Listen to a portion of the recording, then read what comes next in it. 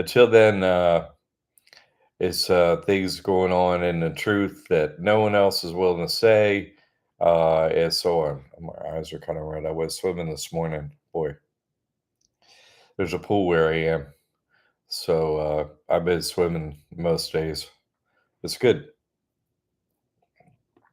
Okay, let's get into a few things here. So I had one thought. Let's go over something I brought up before, and that's numbers, the proof of the math. Excuse me, money, and how it kind of proves the whole 64-year time loop. Like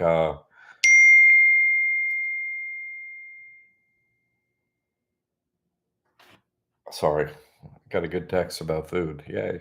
Um, so anyway, money and math. Uh, it's just not working out. You see, a whole Federal Reserve, big guy we trust Ponzi scheme only has so long it can last until it undoes itself. So it's a short term thing. 64 years is pretty short term when you own all the resources to basically, seize most everything, give the slaves some stuff, and then give them away to keep paying it back, and their life gets worse and worse. Alan, dear Baba, praise Jesus Christ. Yeah, I know the Father, Son, and the Holy Ghost hanging around somewhere. Are you Holy Ghost everywhere and nowhere at the same time? Um, Thanks for that prayer. So just the math doesn't work out. Like, you could take individual experience and then you can see the collective experience. Like my individual experience, I'm a child, and my parents say, "Oh, we got married, how you?" And then, we bought a house, or we bought a house and got married, whatever. Then we had children. It's like, okay, that's a likely story. And so, how much did this house here cost? And they would say, like, well, the house is like, you know, I don't know, 4 or 6,000, something like that. And then they put an addition on, which doubled the size of the house for, like, I don't know, about the same money, in the 70s. So, 1970, right at the beginning of time loop. So it's like, okay, you know, 10 grand, maybe something like that. And a couple years ago, the house was worth over $1 million. So from 10,000, just rough numbers, 10,000 to 1 million. And it was like 1.2 million, and it was, call it 8,000, 10,000 in the beginning. How does something appreciate in value, because let me just, you got to think about it. First of all, like gold. Gold doesn't appreciate in value. That never happens. An ounce of gold, it has an ounce of gold. The value of an ounce of gold, it doesn't change. The value of the dollar changes. In other words, if over time something takes more dollars to buy it, the value of the dollar went down, not the value of a house or gold. That didn't change. It's still the same house. You can still live in it. It's still the same ounce of gold. Still does all the same things it used to do. So if it costs more money all the time, isn't that the value of the dollar be less? And isn't that a plan? That's just a plan of the financial system. Every time somebody gets a loan, then there's more dollars in the system, in the financial system, which makes the other dollars worth less. That's just the system of inflation that we live under. They're inflating the dollar supply over time. And so, in a very short time of inflating it, it just gets to this ridiculous amount. So, if something is worth, a house worth $10,000 in 1970, and in 2020, it's worth 1 million, you know, that's that's ridiculous. That's 50 years, and it's going up, you know, 10,000%. Is that? Uh, That's absurd. It's how could everything for 2000, okay, let's just say pretend history is real. Couple thousand, 3,000, 2,000, 1,000, 2,000, 3,000, something like that years, all land has the same value. And then 1970, it goes up, right? On that right then. All right, Jay. Uh, glad you made it, Jay. And thanks for your support. So, would you see it from the finances of the situation that, you know, this is quite obvious? It's not like an anomaly happened. Oh, we went off the gold reserve and then no, that wasn't it. That wasn't it. That's just the whole money supply system. The way the system works. Every time somebody comes for a loan, there's more dollars in the system. Everything now costs more. That's it. There's really, if you only go by that, not even interest, because they create the principle out there. Oh, there's just many more dollars. But if they give you a loan, they don't give you the money for the principal and the interest. How's you supposed to pay it back? Where's the money going to come from? Where's the money in the money supply for it? So it's always, musical chairs where somebody can't find a chair to sit in. That's ongoing all the time just because of the way money is created.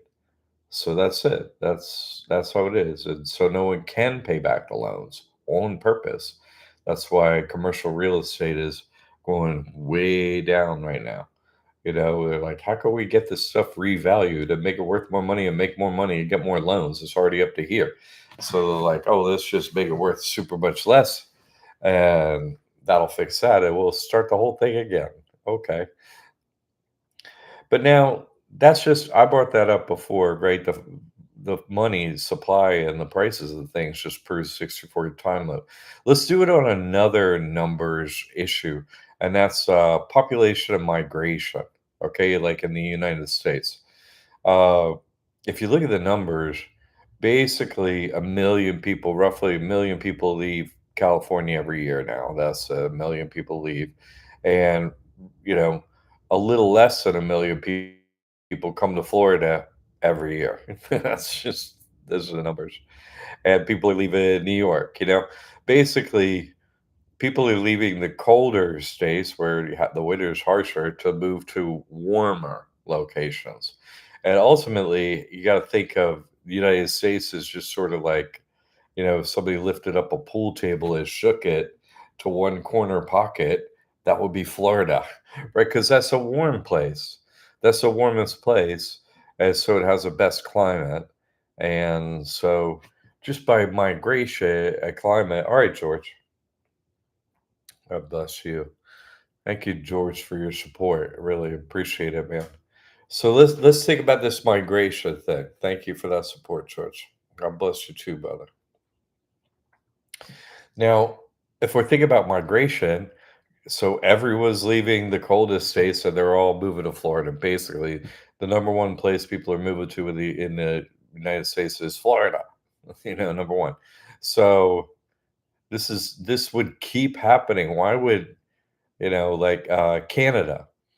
Canada is basically populated over 50% of the population of Canada is beneath the top of the United States. Like it's all the Great Lakes region, basically, and Vancouver over there on the West Coast. Basically, almost all of Canada lives in that little tiny area. Not all of people live there, but almost all of them. So you can see it's already happened in Canada, basically. Like it's like so cold there, they moved to the warmest place you can in Canada, which is like the coldest place in the US. But if you're in the US, and say things happening, you're moving to the warmest place you can. And that's it. You see? So that's Florida. So just migration on its own, humans, proves we're in a 64-year time loop. In the beginning of the time loop, it's like, the programming is all in place, the the script is running, everybody's got everything they got to say. The California sound is happening, the Beach Boys and all that stuff is going out west. So everybody's like, "Oh, man, California is legit. Let's go out there. They got an ocean. It's warm all the time. It don't rain." But then you get there, it's like, man, the ocean's freezing, and it's a desert, and so it's like, it may work out for a little while, and then you're like, man, compared to Florida, this place sucks. And so there are a lot of California people in Florida. Now, let me tell you, New York has always represented down here in Florida, but a lot of California people met some last night. It's like they're from California. I was like, oh, the other West Coast, you know. So, all right, Valeria, Mary made it. Fantastic. Got some good people in here today. Thanks for dropping by, and thanks for your support. So just this whole migration thing, if you're looking at, oh, is this time loop real? Well, just look at the migration. Why would anybody be in Montana and Wyoming and if you had a job and you're making money getting oil out of the ground, or oh man, land's cheap up here and I'm gonna have cattle or something. Okay, yeah, all right, that's cool. You know, it's in the USA. Okay. But I mean, most of the population would be like, okay, it's too cold here with all the snow and the ice and all that stuff. So they're like, well, we could just live someplace warmer. And it's like, yeah, you could ultimately go to Florida. So all the warmer states in the South, basically, they have everyone's migrating to there, but way more people all the way to Florida. That's migration in the US. That's migration in Canada. So, I mean, that's just over these 50 years. I mean, 54 years, right? It is such a short period of time because people aren't trees, they're not rooted to the ground. They can move around. And so, in that amount of time, we've seen this, oh, there's the programmed migration. Oh, California school, let's get on out there. That looks amazing. And that's all programmed into the programming, into the script. And so a lot of people head out there, but after being there a while, oh, man, this place sucks. Yeah. I visited California. Yeah, no, it's a desert. Who wants to live in a desert?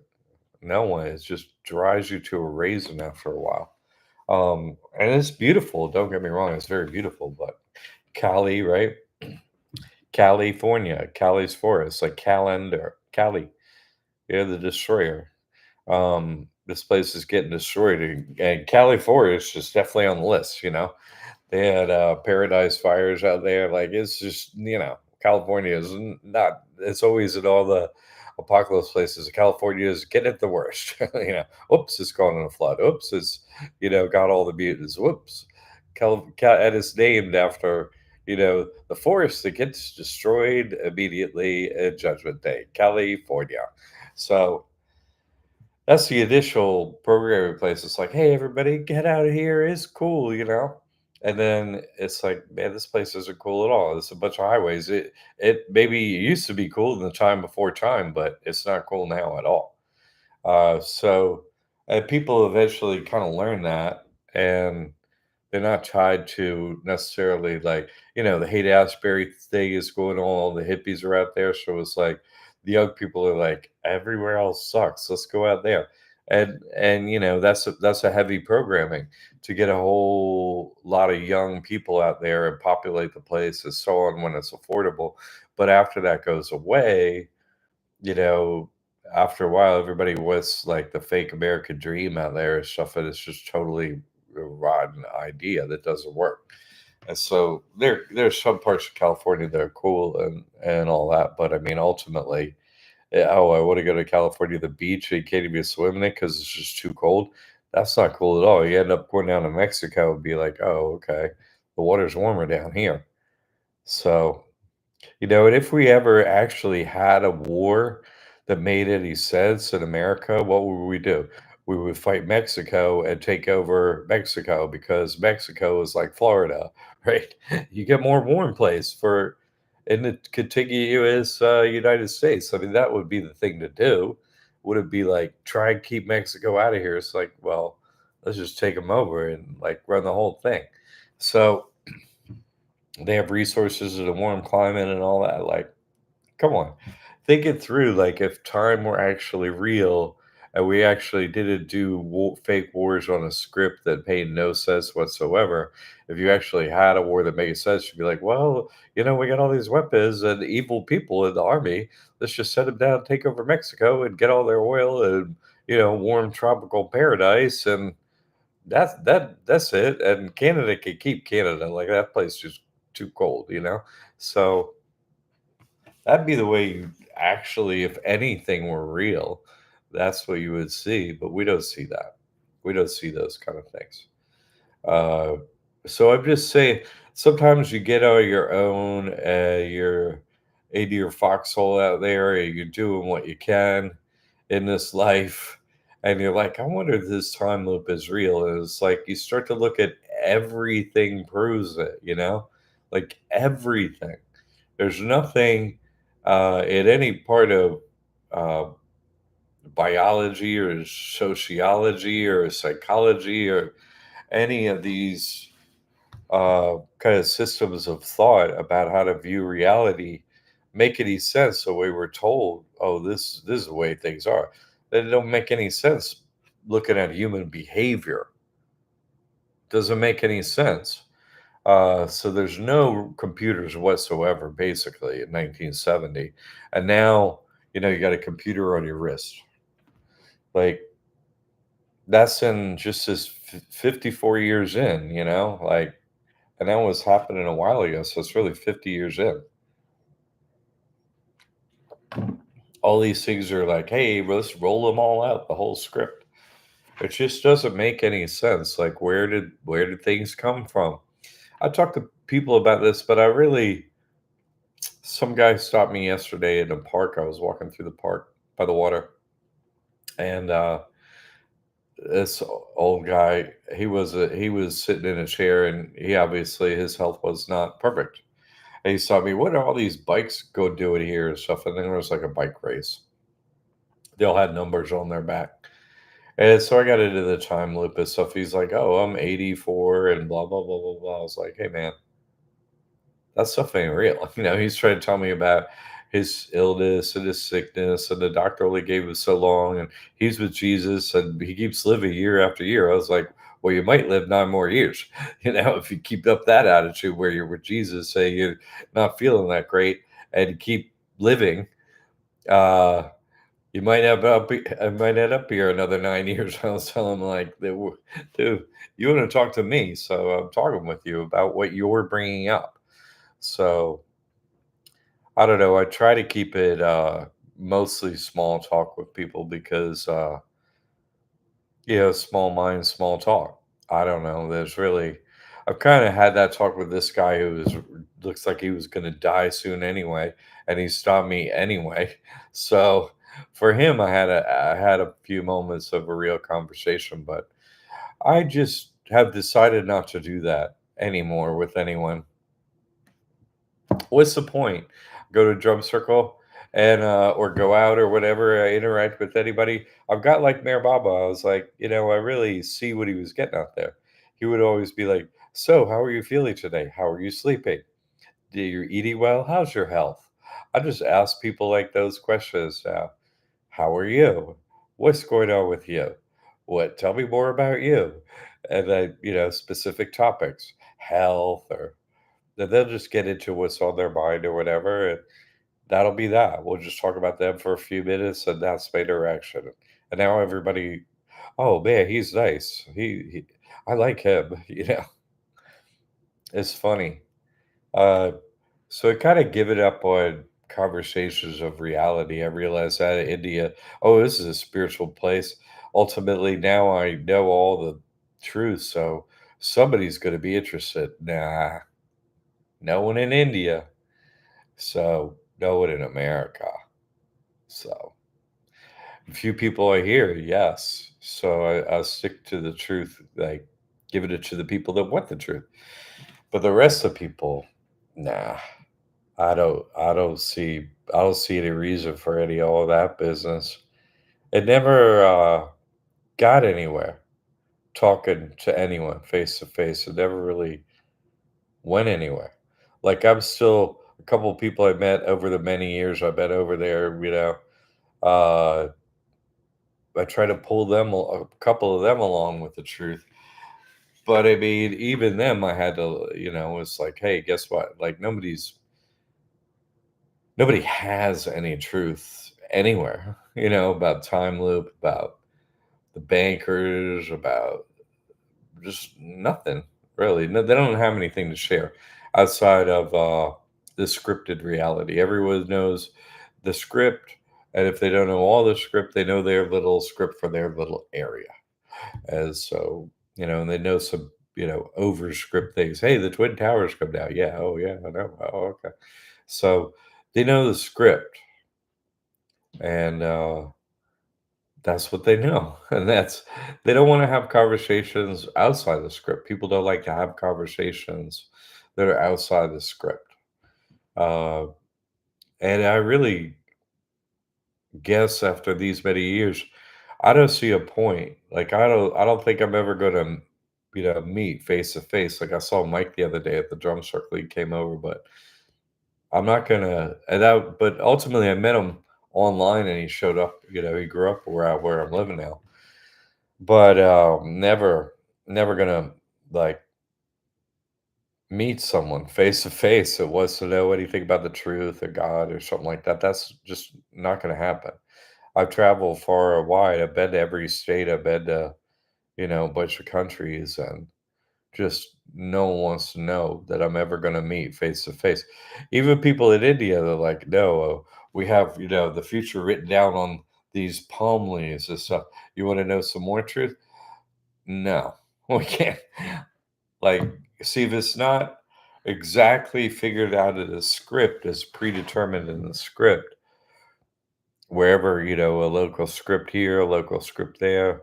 Uh, and then but if it doesn't match up with the script, not going to meet anyone that wants to know something outside the script. It's just online. Yes, yes. I market, it's the only opportunity to engage with anyone that might want to know something outside the scripted reality. Uh, and look at how few there are, 6 people in here, and everybody said, hey, and I appreciate that. But uh, that's kind of it. There are a few other people maybe that didn't make it here today because they're doing stuff on Sunday.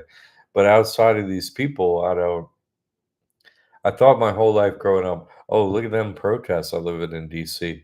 Oh, look at all these people that are trying to make a change, try to do something different. And there's this big tug of war about change and what we should do. And people care about rights and all these, things that matter, and all these political points, and, society. And man, that's fake. People don't care at all. People don't care at all because only the truth matters, because you can't engage in anything and make a change unless you're engaging in the truth and try to make a change based on the truth. Because if you're not making a change based on the truth, no change happened. Nothing meaningful happened. So if no one's trying to get us out of the slavery, the bankers, or the devil, and kind of like the obvious overview, and outside the scripted programmed reality, if people are trying to, work on doing that and then trying to figure out the truth outside the program scripted reality, they have no value in the human landscape, and being under the dome.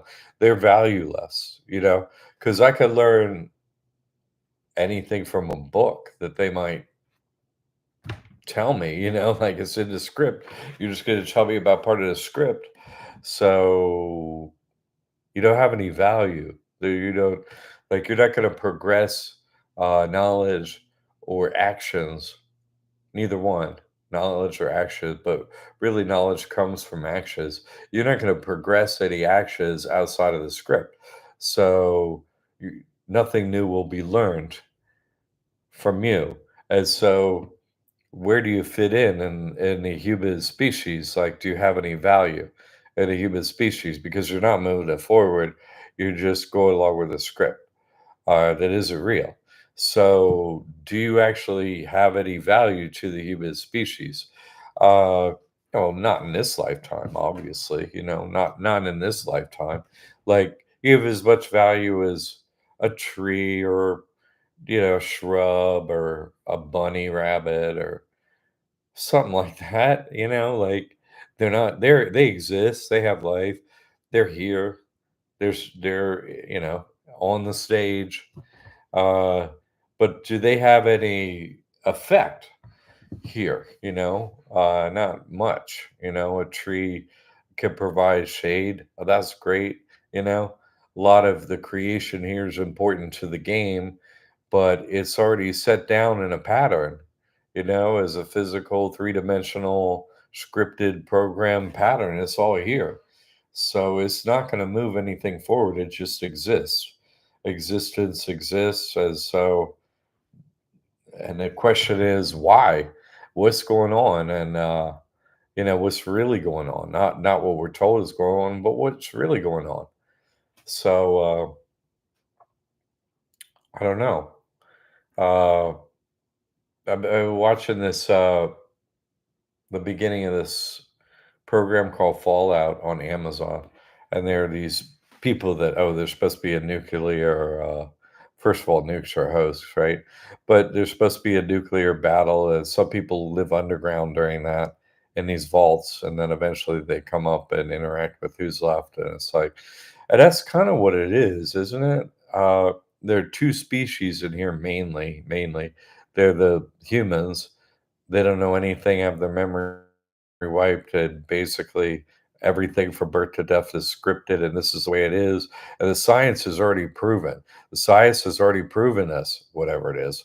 The scientists, this is science. Science, science, science, science, science. That stupid word over and over. That's at the end of time. Science. Yeah, Alan, Fallout. Thank you.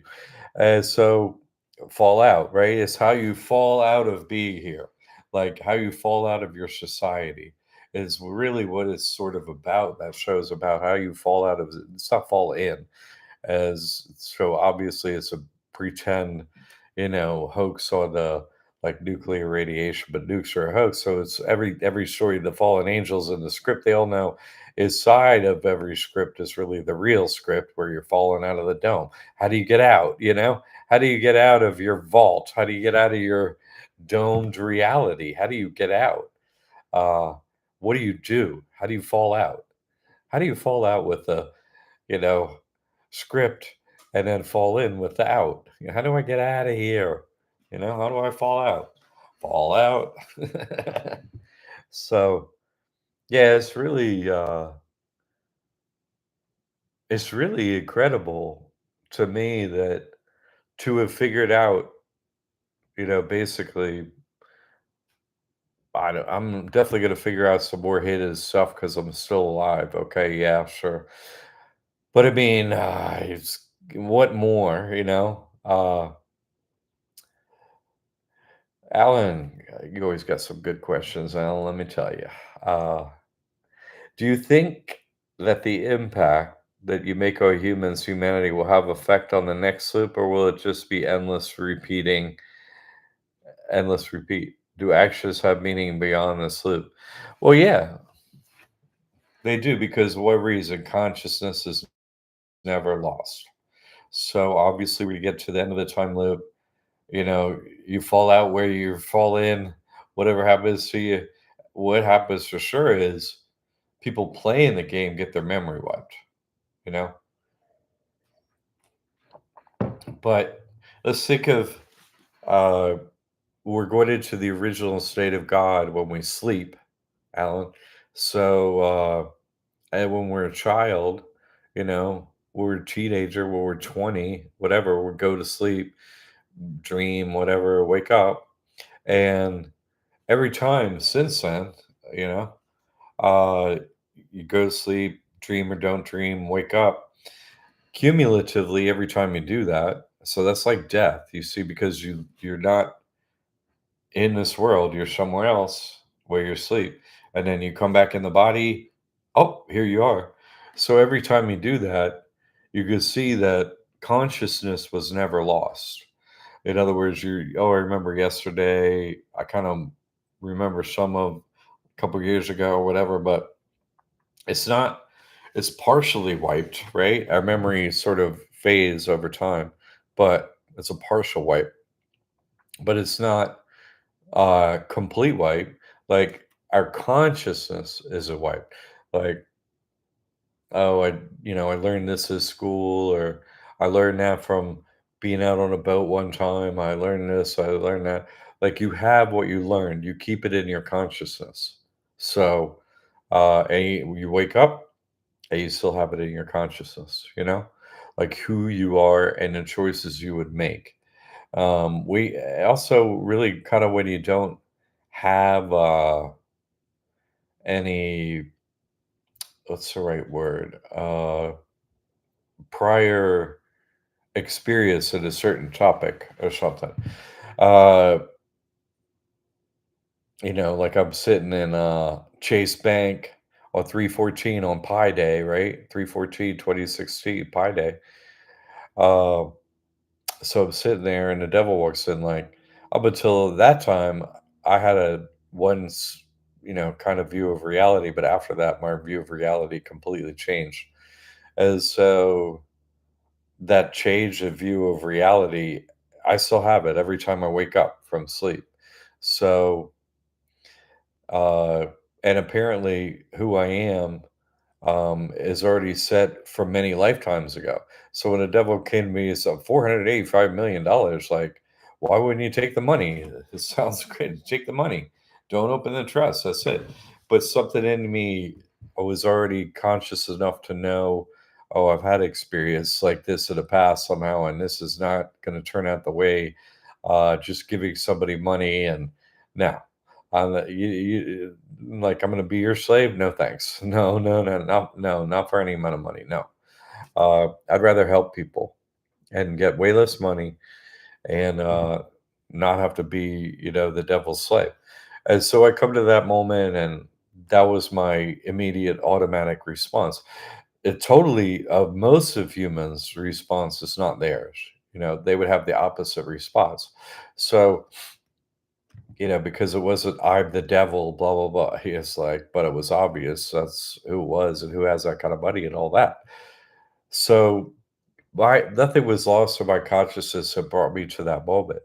You see, like who I am to the core, that is never going to change. Same with you, Al, who you are to the core. And the more life we live, who you are changes a little, as your knowledge changes, as your experience change, it changes. But then they're going to wipe the particular memories themselves for another lifetime. But who you are is who you are. But you can remember how you got there to be that way, and so on. So that's the difference. But that consciousness of who you are and so on, God doesn't wipe that away. He just wipes a memory tape away. And that memory tape is always, fading anyway, isn't it? Like, oh, what did you do yesterday what did you do when you're 12 years old on this particular date? 9:37 and 30 seconds. You're like, I don't remember what. So the memory wipe is happening all the time. You see, maybe it happens a little while we're asleep, or while we're not. It's just that's always happening. So who we are is ever slightly changing, but usually we're getting what? More polarized into who we are. Uh, we keep making decisions to be with the truth that it was like, well, we really obviously from prior lifetimes care about the truth, care about God. That's why we're all sitting in here talking about the truth of God and so on. That's why all the previous memory wipes and lives we lived, but we are who we are. So I like that the way Bear Bible looks like, consciousness is evolving every day, the way consciousness is evolving all the time through different time loops. We have the same um, time loop of 24 hours, don't we?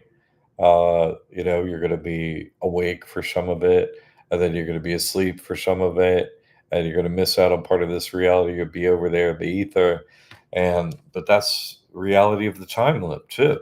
We're here for some time, and then we're not here for some time, and then the time loop starts again. So it's really about be really very similar to be awake and be asleep, and what happens in that process. Very, very similar. So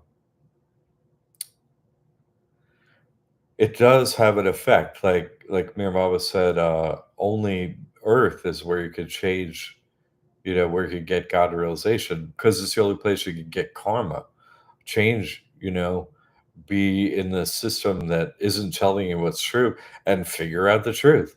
And then be like, oh, okay, hey, I figured out some truth. And you start, I'm gonna live by that truth. And so the truth sets you free, but changes your actions.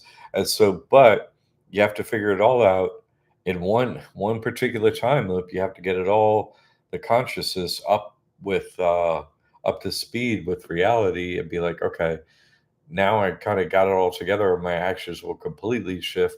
My thoughts have shifted. My actions have shifted. I just want out of here. I want with God. And, that becomes your compass to do everything. Like whatever decision or action you take is always based on that compass of truth.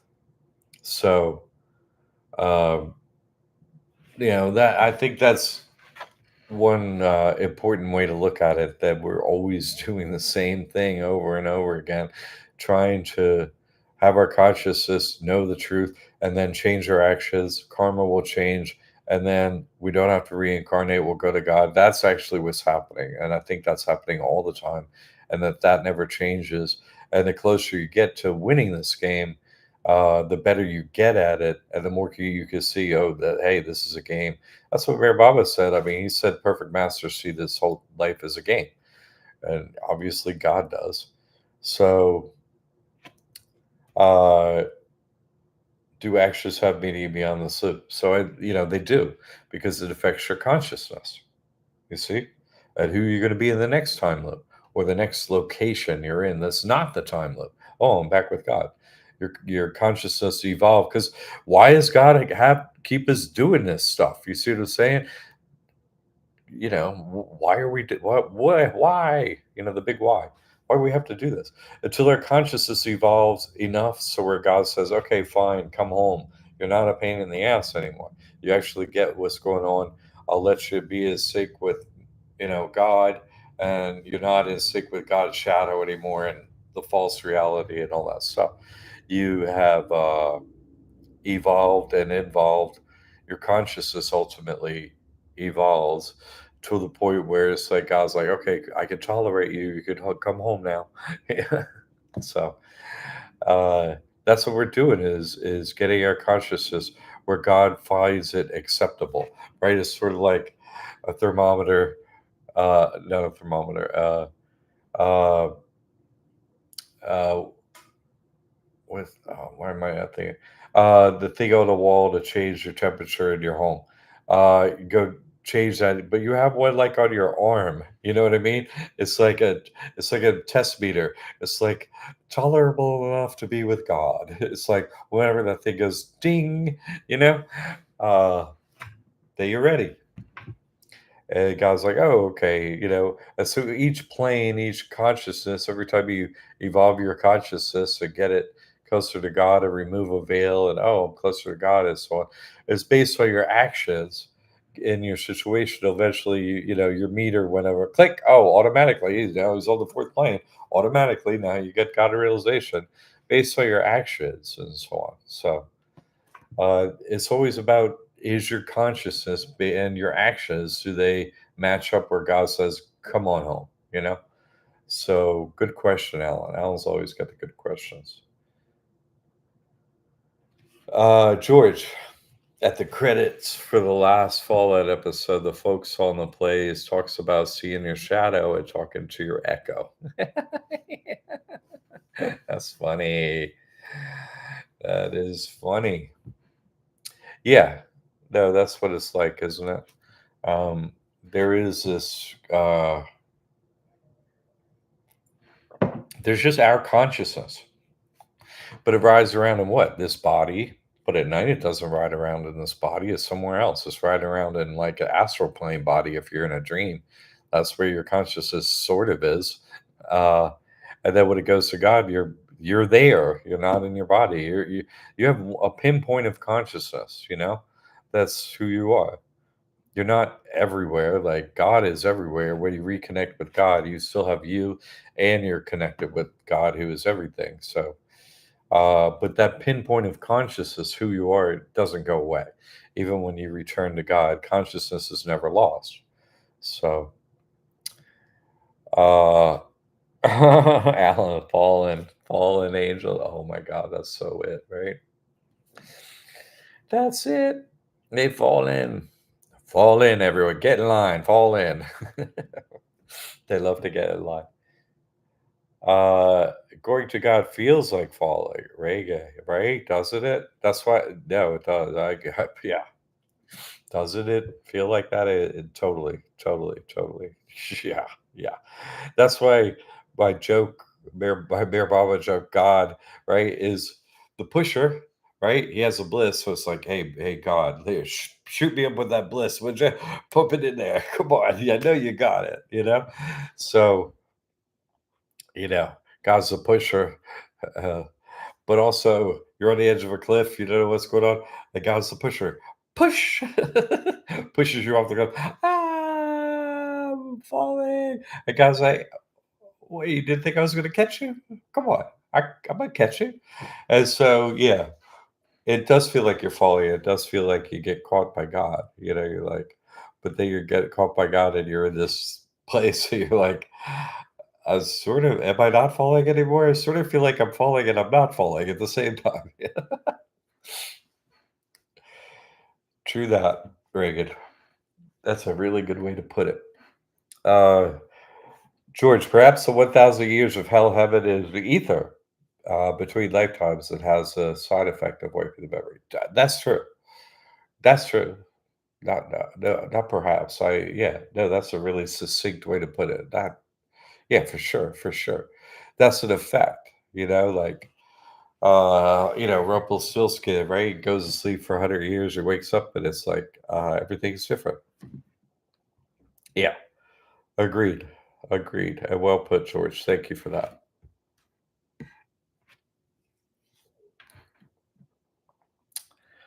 Jack, where you had that meeting at the bank, did the room become a blur or anything like that? Yeah, totally. I didn't really 100% notice it at the time, but the more times I met with the devil, the more I realized this thing was going on sort of in the background of reality because only really been in this wake up reality, which is, everything from here to there is seems like it's happening on the same time horizon everywhere, I never experienced like, oh, that boat over there is going at, or that entire street is going at this speed, and I'm over here, and I'm at a different speed, like that.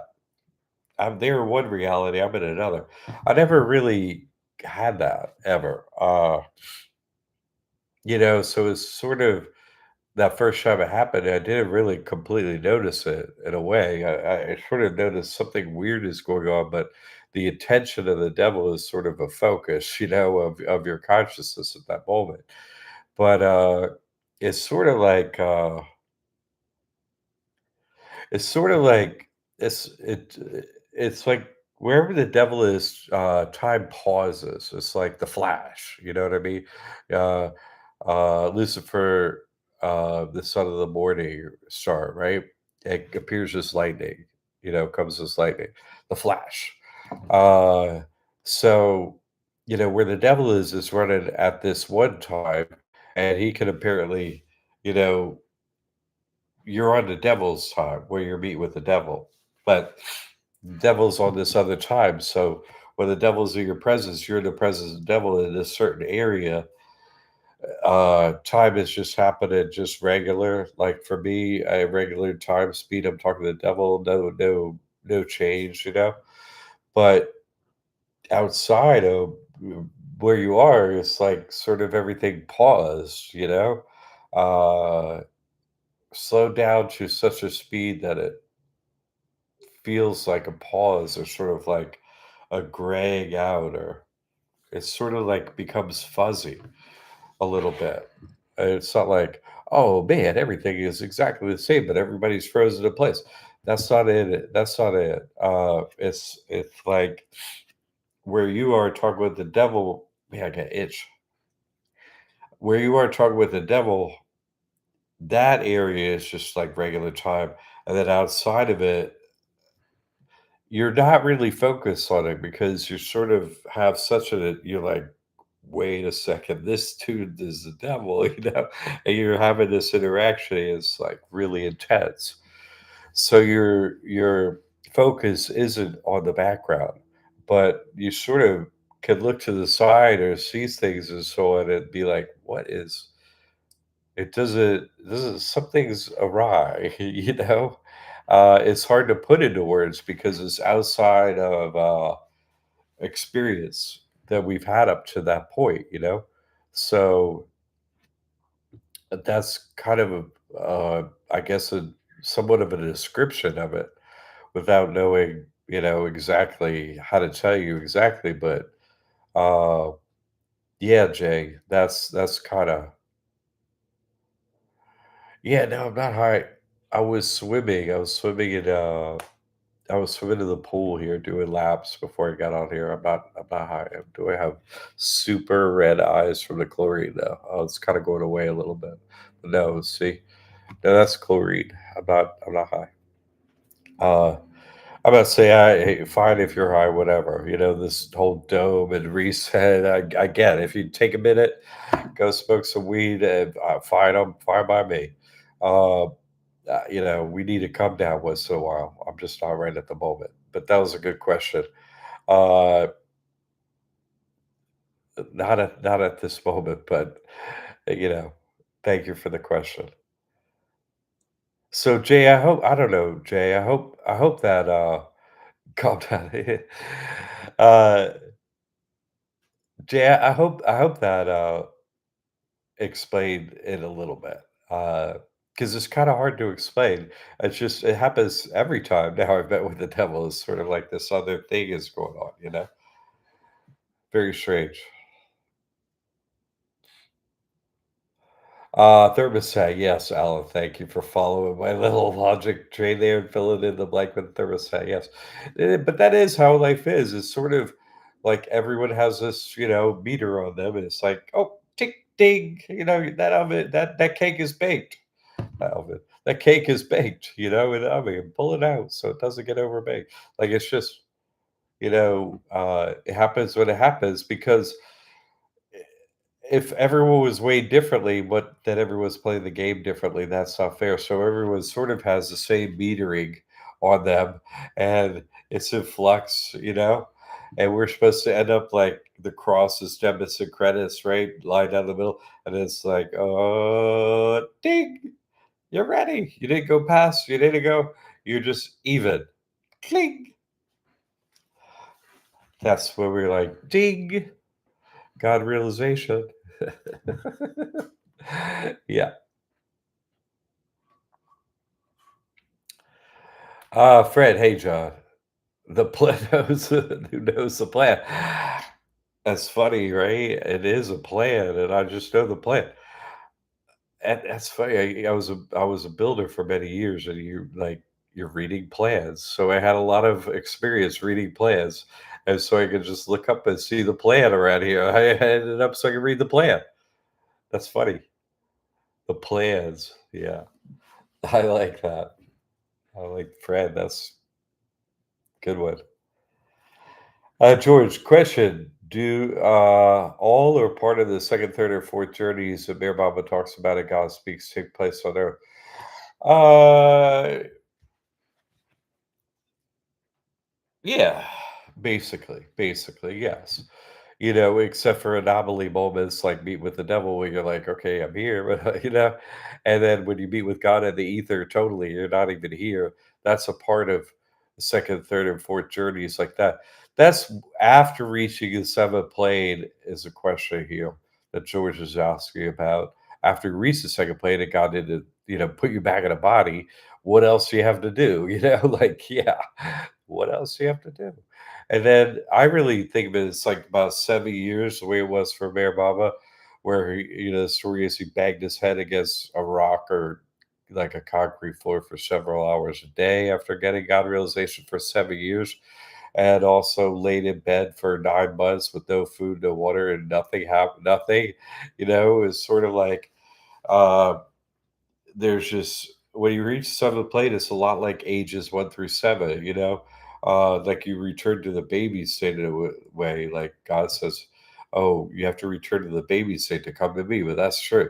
When you meet with God, you're like, everything's wiped. Like, wait, there's a where does 64 your time live? Like all this stuff, you're like, God kind of, it's sort of like coming in here again, you know what I mean? Because you die and you get put back in the body. You just didn't have your previous lifetime. You didn't forget it. You remember, you're like, I just met with God.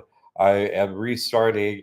And, wow, and I didn't forget, and now I was seventh plane consciousness. Now you're like, I gotta start again. So it's sort of like there's no karma whatsoever for anyone under age 8. There's no karma. And then it's not you get full karma at age 8. No, no, you just start, having karma. So for 7 years, it's like first 7 plays of like, hey, I don't even know who I am at all as a baby, most babies, and then you get to like before age 8, you're like each year is one of the plays, and so after the seventh plane, reaching that as an adult, then you have 7 years of like this gestation period where you got to sort of take it all in the truth and then process it, and then you're kind of able to answer questions for people and stuff like that. So it's sort of like the first journey is the seventh plane, the second journey is that 7 years, and the third journey is like, okay, I have it all. I'm here with you all. Does anyone want to know the truth? Because I have it. And it's most people alive are like, man, shut up, like, or the fallen angels like, dude, keep it down. You're like, we all know, we can't talk to you about it. It's like, what, like you have to take that all in the truth, and it's sort of like two types of crabs are battling it out in the crab dome. Like they look alike and they look like they're both blue crabs, but one's fallen angel, one's a human, and they're fighting it out under the dome, and you know it's it's something, isn't it? So that's like first journey, second journey, third journey is being here and having to accept, blah blah blah.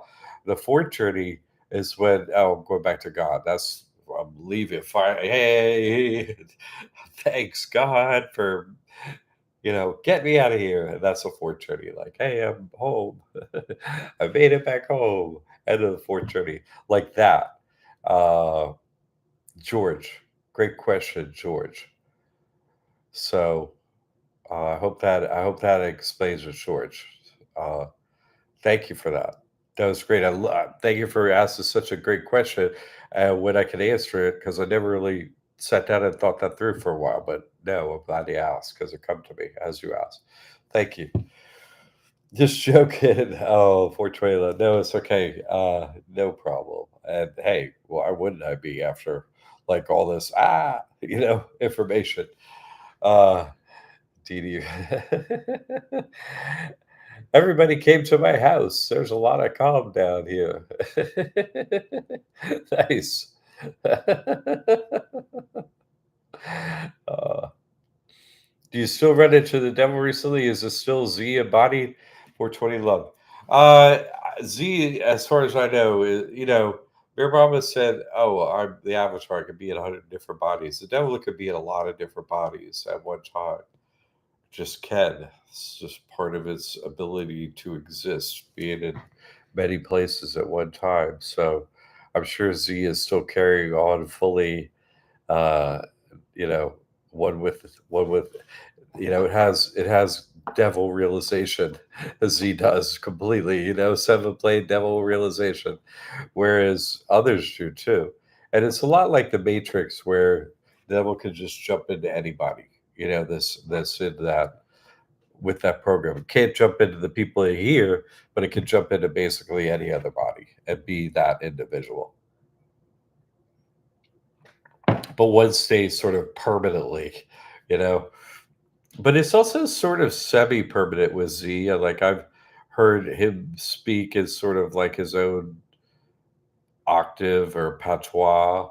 And then when the devil comes in, it's completely different. So it's kind of, you know, it just come walks in and out of him really easy. It doesn't leave that often.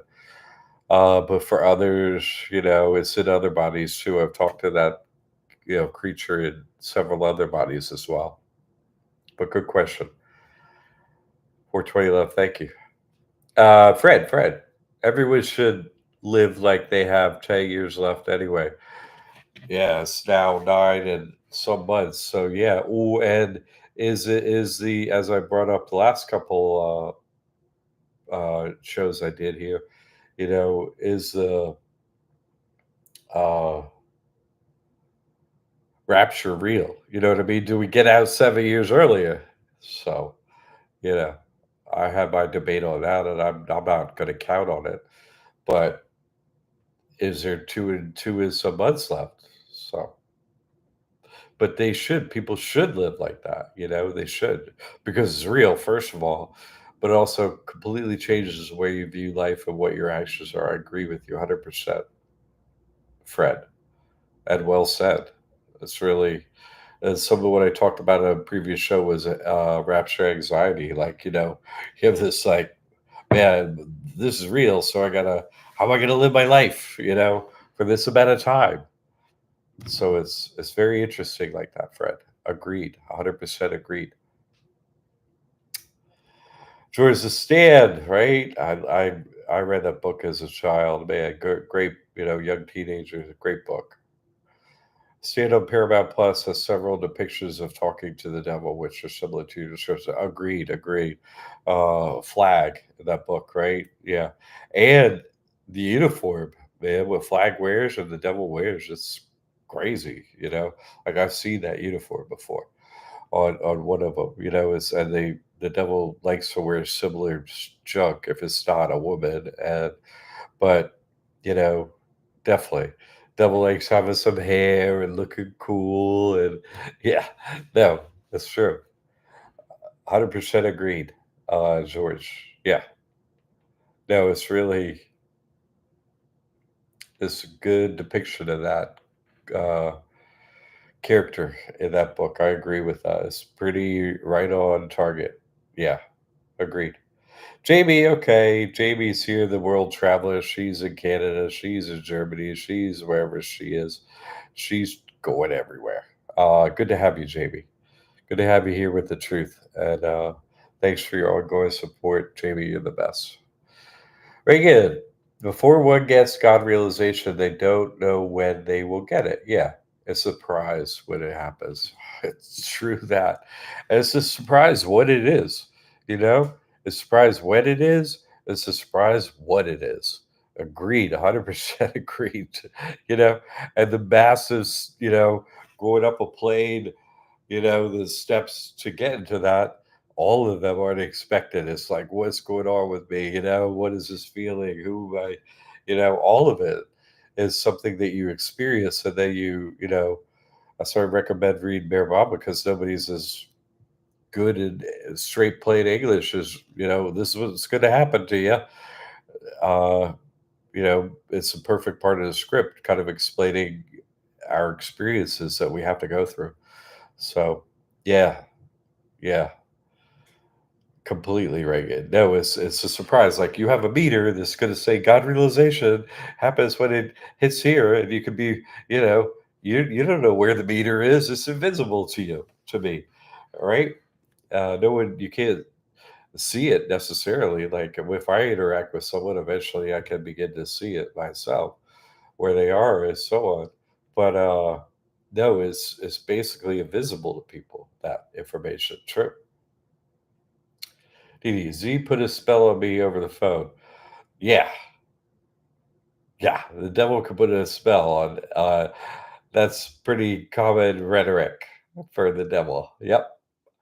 And that's why, like you got to go up against the devil to beat the devil. That's just part of the script here. You gotta beat it. You gotta beat it. You gotta beat it. Not one time, but you gotta beat it. You gotta learn its ways and beat it. So if you're talking to the devil on the phone, the devil's concerned about you. There's a reason the devil's talking to you. Like is gonna try and put you off track before you put the devil off track. So yeah, Dee Dee. That's a good way to put it. And you gotta be ready for it, and that's why you say God's name, and that's why you take all the truth to those interactions and conversations, so you realize who you're talking with when it happens. Yeah. Valeria, if a child under 8 has no karma, what happens to all children under 8 during the rapture? If there is a rapture, same thing that happened to anybody else, right? Like they disappear, whatever. But they have karma up to where they are. They just took a new body. You see what I'm saying? They're just not creating karma at that age because they don't have the knowledge. They have to come into the human body and they don't have full karma at 8, 9, 10, and all like that. You start getting into closer to full karma when you hit your teen years, and then oh, you're an adult now. That's what your karma is in full effect. So that's the way it happens. So what happens at karma time? At karma time at Judgment Day, or karma time. Uh, the rapture, if the rapture happens, and the rapture and Judgment Day are two different are seen as two different events, talked about from the New Testament, two different events. The rapture is something that may or may not happen before the 7 years of sorrows. So if it happens, uh, you know, where children have karma, in other words, this isn't going to be their first lifetime. So they're going to have karma. They're just not creating more until age 8. You see? So they already have some. They based on their previous lifetimes. Okay. So what happens to them during the rapture will be based on, whatever the script says is going to happen to them at that point. Uh, and this is part of when they in the Bible it says, I talked about this in a previous show I did recently, uh, where that quote in the Bible where it says, "No one knows of the day and the hour," right, of Judgment Day. It doesn't say when. It doesn't say no one knows when the hour or day will be. It says of. It says of. It doesn't say when. It says of. And so not even the sun will know of the day. Of. I know when. I know when the day is. I know when. I don't know of. That is something that God hides from me on purpose. Of is hidden. So what happens, like I honestly say, will rapture happen? I don't know, I don't know of the day of rapture. I don't know of the judgment day. I can't say, oh, you're gonna line up over there, you're gonna be here, this is gonna happen. I don't know of the day like that. I don't know of the day. I know the day. But that is something that God hides from me on purpose. And it's in that script.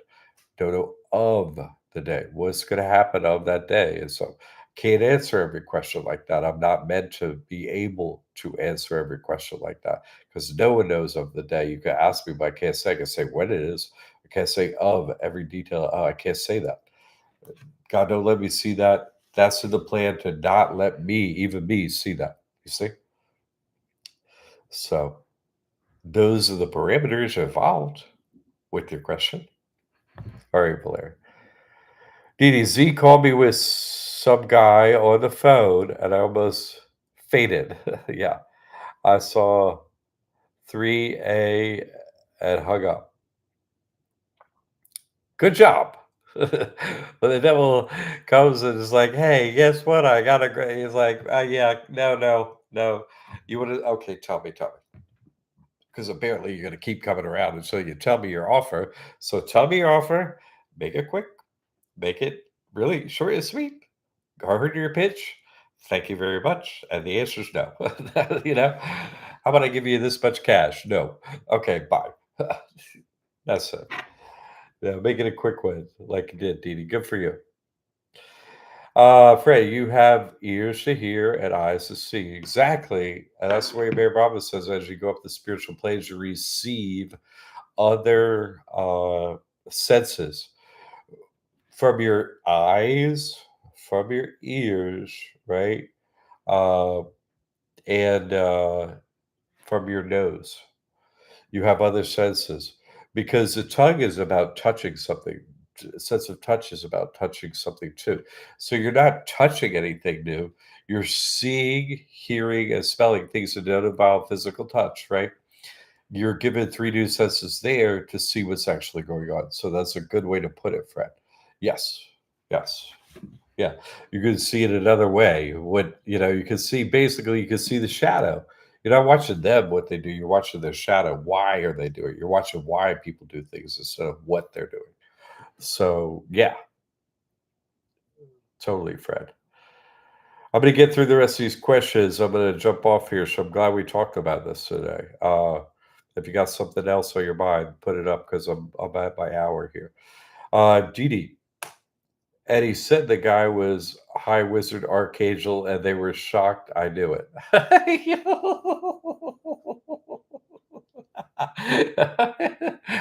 Hopefully, they were literally electrically shocked, right? Did he? I'm gonna. Oh, well, you were. Let me do it again. Call again tomorrow. I like it when they get shocked. They're like, I don't want to talk to him anymore. I love it. You still gonna attend the drum circle weekly? I do. I do 420 love. I do. I'm not as super regular, but I do go. Dee Dee, Jack tried to warn me about Z, but I thought I was smart. I had to learn the hard way. But that's the way you really learn. At least you heard before you went in, and you're like, "Oh crap!" It's like my stepdaughter said to me one time, "Everything you say is true." Ah. Sorry. I didn't write the script. I'm not the one making the script or anything. I'm just reading the script, telling you what it is. Uh, I know. I'm the one, not the one doing any of this. So I'm just the one being clear about what's being done. That's all. Oh, yeah, yeah, yeah. It was a long time ago, Dee Dee, but it's good to remember those points where we moved ahead. We're not going to get caught again.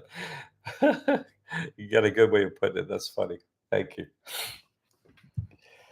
Oh boy. Jay, thank goodness it's all in your past. You agreed. Yes, Jay. Z went for me the day Jack left for India one time. It's just every time I leave for India, same with my wife too. That was like, hi, some giant problems start happening as soon as I leave. Oh, that's funny. George, passing the seventh play first to second journey. Oh, okay. Reminds me of Gandalf the Grey. Oh, yeah, yeah, yeah. Oh, no, yeah, yeah. Yeah, yeah. Right? No. Met with the devil first, right? Gandalf the Grey. Met with the devil, the horrid devil. You see what I'm saying? I say you gotta be with the devil first, say you be with God, then you come out of it, right? No, yeah, don't forget that first part, George. Right? Met with the devil, this giant thing with horns made of fire, has a fight, saves all your friends, and then you die. Wait, you're not dead. Ah, you're alive. Wait, what? Ah, wait. And now you're actually scarier. Ay, ay, ay. No, that's true, ain't it? That was a good call, George. Good call, good call. I see Napoleon Dynamite. Yes, it is sort of dynamite. It's kind of funny. Check. Devil first. Yes, George. Devil first. That was a good call, man. Good call. Good call. And then they're, you know, hey, I'll meet you again later for another journey. Like you're bringing up the journeys. No, yes, you're right on. You're right on target. Ding. Right on target. Good call. All right, people. Great support. Today brought to you by the Poe family. Thank you, Pamela, for your support and so on. I'm just by donation. I'm the guy kneeling by the side of the road. Uh, no, I'm not homeless. I'm in the dome. I have a home, and I'm renting somewhere in between. Uh, watch the bike jump on a ramp seat. Oh, okay. All right. Thank you, Jay. One more thing is, if they're weighing our D's, yeah, the pose, right? God bless the pose. Really, in the name of Jesus Christ. Yeah, it's very important. Oh, okay, okay. Look at the porch in the back. Okay, okay. Napoleon Dynamite.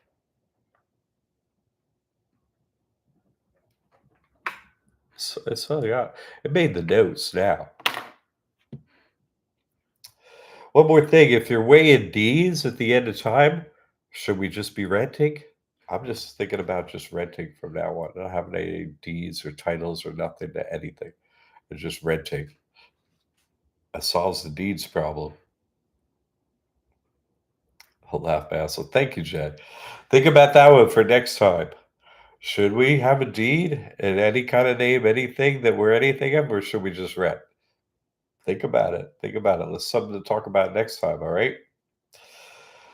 Very good. Thank you. Thank you all for being here. God bless every one of you. In the name of Jesus Christ, may God watch over you. Jesus prayed to God. So God watch over you.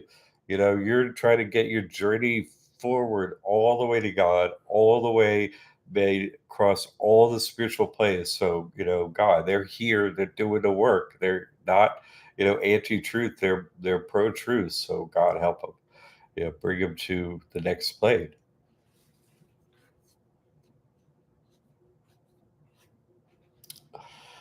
Yes, Jesus Christ has Christ realization given by God, is always here and never leaves, the Alpha and the Omega, right? Agreed. Jay, agreed. But behind that curtain is, door number one, God. One more revelation. Yeah, one more revelation around the sun. Around the sun, SON. One more time loop around the Son of God. Programming has been broken. Good. But now the program is just go to God. So everyone have a wonderful week, please. Other Mayor Baba, Jesus Christ, right? Spirit, Archangel Gabriel, 3 in 1. God is a mystery that we will never fully solve because you can never use words to correctly fully explain something without limitations of any kind whatsoever. Self-imposed limitations to create a script so we can play a game, but that doesn't limit God, right? That just limits us in the game we play, but God has no limits. You see, God is, unfathomable, really, in the end. All I can say is, in the end, all the systems break down and everything's a miracle that proves God is real. So keep an eye on that. And we'll talk about D's next time. All right, everyone. God bless you in the name of Jesus Christ. I'll see you next week. Thank you for your support.